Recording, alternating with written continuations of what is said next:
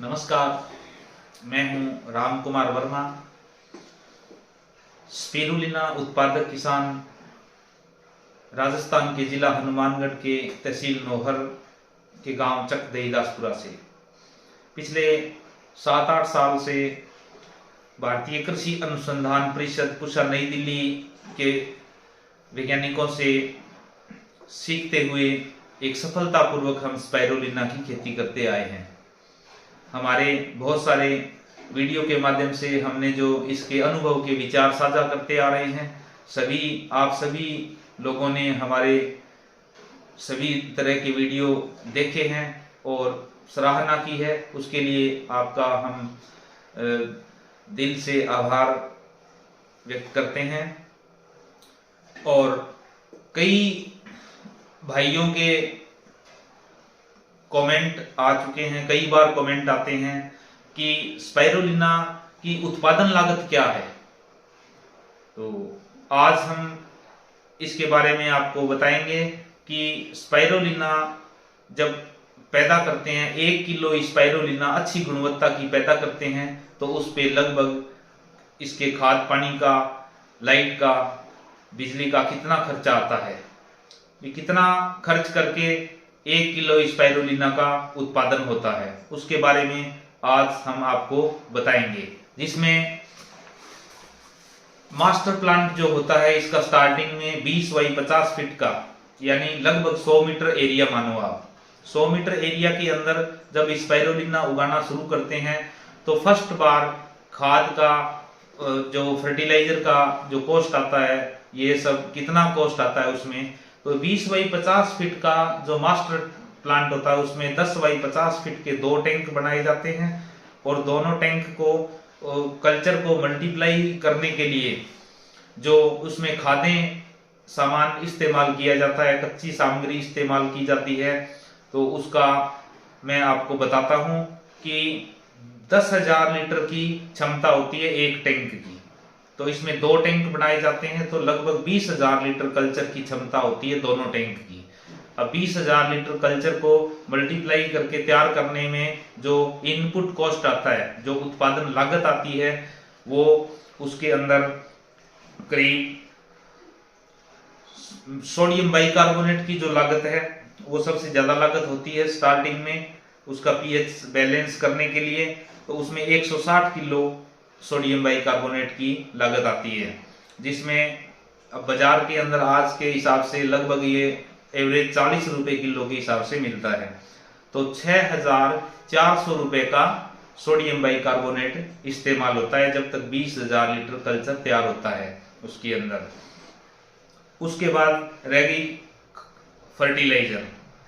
Fertiliser में मुख्य जो पोषक तत्व है वो लगभग 600 रुपए के इस्तेमाल होते हैं। 600 रुपए के मुख्य पोषक तत्व, बाकी सेकेंडरी और माइक्रो जो सूक्ष्म हैं, सेकेंडरी पोषक तत्व, प्राइमरी पोषक तत्व और जो सूक्ष्म पोषक तत्व है, उनकी जो लागत है इसमें 2,890 रुपए, लगभग 2,890 रुपए के इसके अंदर टोटल 20,000 लीटर कल्चर के लिए जो सूक्ष्म पोषक तत्व और प्राइमरी पोषक तत्व इस्तेमाल होते हैं।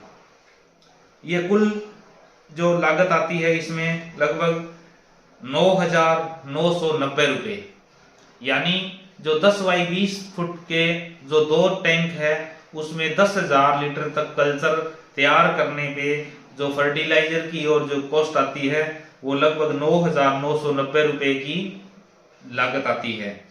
उसके बाद जब रनिंग में आ जाता है तो फिर उसमें उत्पादन शुरू हो जाता है। उत्पादन लेते हैं तो मौसम के हिसाब से 7 से 10 दिन में ये उत्पादन देता है, अच्छे से पक के तैयार हो जाता है स्पिरुलिना।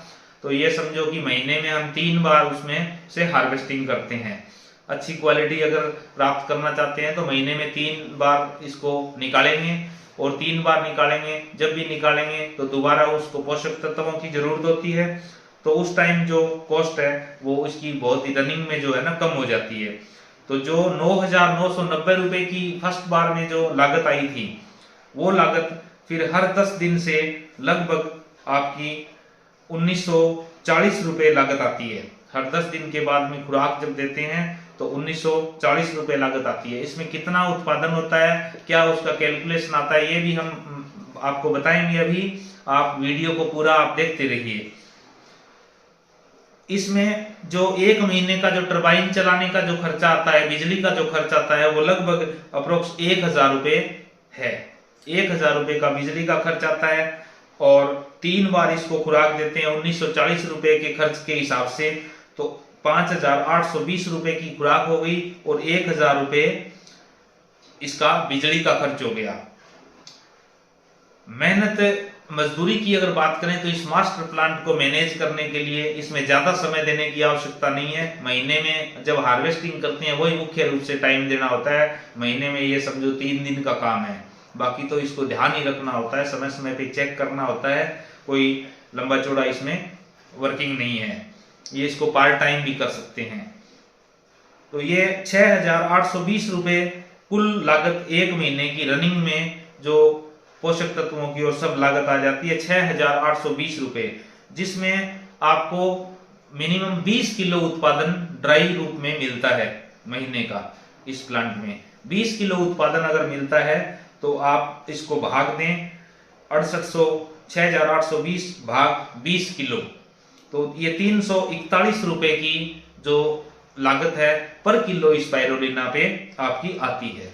यानी 341 रुपए किलो के हिसाब से आप उत्पादन कर सकते हैं और उसके बाद में इसका जो मिनिमम भाव है वो 500 रुपए किलो से शुरू होता है। और अच्छे से आप अगर ब्रांडिंग करके इसको बेचते हैं मार्केट में तो आप 2000 रुपए किलो 3000 रुपए किलो तक भी आप अपना ब्रांड बना के इसको अपने लोकल क्षेत्र के अंदर प्रमोट करके इसको बेच सकते हैं। यानी 341 रुपए पर केजी उत्पादन लागत आती है। इसमें जब इसको प्लांट को और आगे बढ़ाते हैं जैसे बड़ा प्लांट अगर इसका लगा लेते हैं बाद में तो ये उत्पादन लागत और भी कम हो जाती है, ये लगभग 300 रुपए किलो पर आ जाती है।